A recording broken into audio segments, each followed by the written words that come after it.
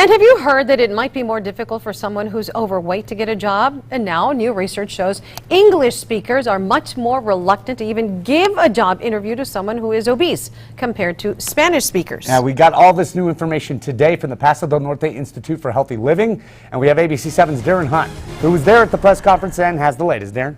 Bob and Estella, the hope is to show how weight bias adds to the problem of overcoming obesity.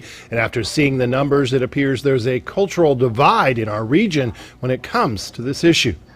I think everybody should be treated fairly. It doesn't matter how much they weigh or how they look. And there's no excuse for them to not be able to get a job just because they're a little obese. El Pasoans weighed in on the results of this Paso del Norte Institute for Healthy Living study, finding among 5,000 respondents, 41% of English speakers expressed reluctance to give obese people a job interview, while just 17% of Spanish speakers felt the same. It's a disturbing number.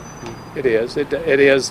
I'm an employment lawyer, and that looks like statistical evidence of bias to me. The U.S. population often blames the disease on the person who is experiencing it, where in some other cultures that's not necessarily the way that they look at it. I think some of the stereotypes that come with obesity are that they're lazy. Victoria Bruce is the weight loss surgery ambassador for the hospitals at Providence. I talk with a lot of our Hispanic patients when they come in and their family doesn't want them to do it. They don't believe in weight loss surgery. They don't believe in having this surgery to help with this disease. I think it shows that there's significant discrimination and that Spanish speakers are less likely to discriminate against persons that struggle with weight. Dr. Fatima Cody Stanford is an obesity medicine physician. Just as we deal with issues as it relates to race and ethnicity, we really need to deal with issues as it relates to weight and how that across the board we're able to freely discriminate and not really face any repercussions for that.